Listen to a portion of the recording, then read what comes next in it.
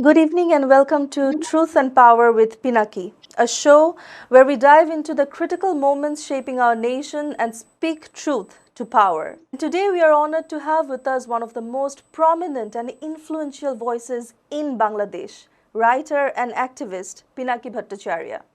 Pinaki has been at the forefront of political commentary, fearlessly exposing the nexus of corruption and power. And today, we are here to discuss a pivotal moment in Bangladesh's journey, the rise of Professor Muhammad Yunus as the transitional leader in the post-Hasina era. Pinaki, welcome to the show. Thank you, Rafa.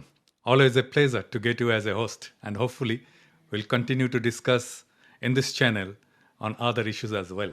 Let's start with a powerful image. This year's Eid congregation in Dhaka. What happened there was nothing short of extraordinary. Tell us about that moment. It felt like people's celebration in truest sense. After the prayer, when Professor Yunus, the chief advisor of transitional government, began greeting the congregation, people rushed to shake his hand. Many who got the chance visibly moved and overwhelmed. They were shouting, Sir, stay 5 more years, fix the country. Moments like these are rare in history, when people don't just tolerate a leader, but plead with him to stay in power. Well said. That level of spontaneous public support is actually extremely rare. So, what do you think makes Professor Yunus so beloved? Well, it's Socrates once said that best rulers are those who never wanted to rule. And in the history of Bangladesh, we have had two such men, Ziaur Rahman and now Professor Yunus. Both were reluctant leaders, pulled in by circumstance and called upon by the people. And like Jia, Yunus has maintained a reputation of being incorruptible. People are tired of leaders who loot the state. And on the contrary, with Yunus, with no political baggage or personal ambition, represents the opposite of that. But still, his government hasn't been without criticism, like especially regarding the makeup of the advisory council. What's your take on that? It's a valid criticism, and most advisors were not part of the revolution that brought this change. Many are old, passive, disconnected. Even Professor Yunus has admitted this. But it's also true that this government is running on his leadership, means Professor Yunus' leadership alone. His charisma, integrity, and relentless work ethic are holding it together. That's the root of his popularity. People trust that he is sacrificing, not benefiting. So, you mentioned that he was reluctant to take this role. So, could you walk us through how he came to power? Well, he was, we all know that he was approached during 2006 during 111 regime, but he declined. This time, after massive bloodshed and revolutionary changes, it was the student leaders, the true vanguard of the revolution, who begged for his help.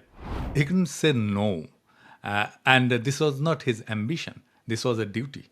He answered a moral call, not a political opportunity. The obstacles he faced upon taking charge were enormous. So, what were some of the most serious challenges that you think? The police had fled their stations during the uprising, and the answer, which is actually state-owned militia, they mutinied. The mafia group, Hasina's private goons, Chhatro League, and even the elements in the opposition all began exploiting the chaos. And then there was India, openly hostile, almost colonial in its nature, in its attitude, and their media cried like they had lost a province in their colony. And India's interference was more than just political, wasn't it? Absolutely. That's documented evidence. Opposition leader like Salahuddin of BNP kidnapped and found inside India. Salahuddin was picked up by RAB, we all know, and ICT prosecution. They even found Hindi-speaking shooters in police uniform, firing on crowds during the revolution. India's behavior reflected not just meddling, but directly complicity in the repression of Bangladesh people during the Hasina's regime. Okay. Despite all this, what has the transitional government actually achieved? They achieved a lot. Inflation is down. Prices of essentials have stabilized. And even during Ramadan, prices actually dropped.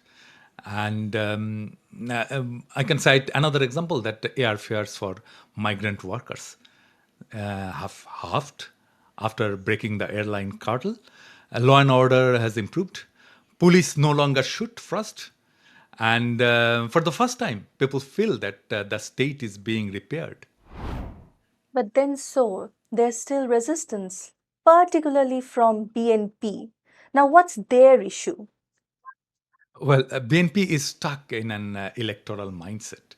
They claim that the government right now, President Yunus government, lacks the mandate to enact reforms.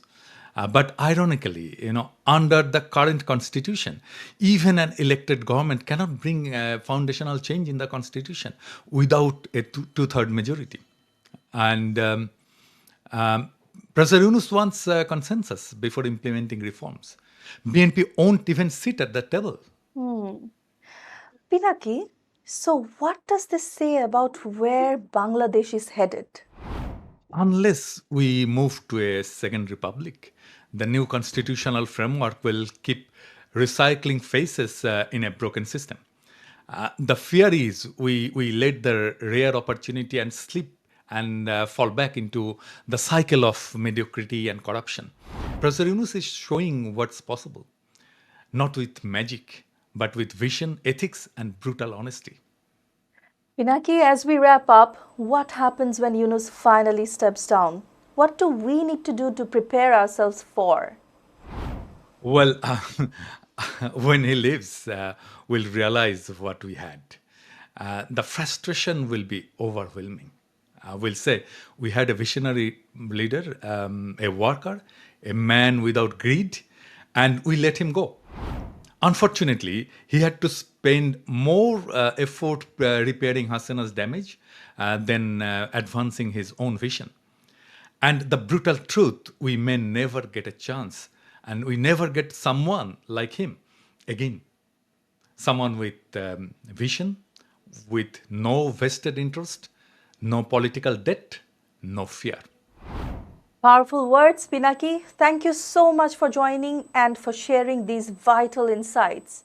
To our viewers, this has been Truth and Power with Pinaki. We hope you walk away with not just more knowledge, but a deeper sense of what's at stake in our country's journey. Until next time, stay engaged, stay informed, and never stop asking hard questions.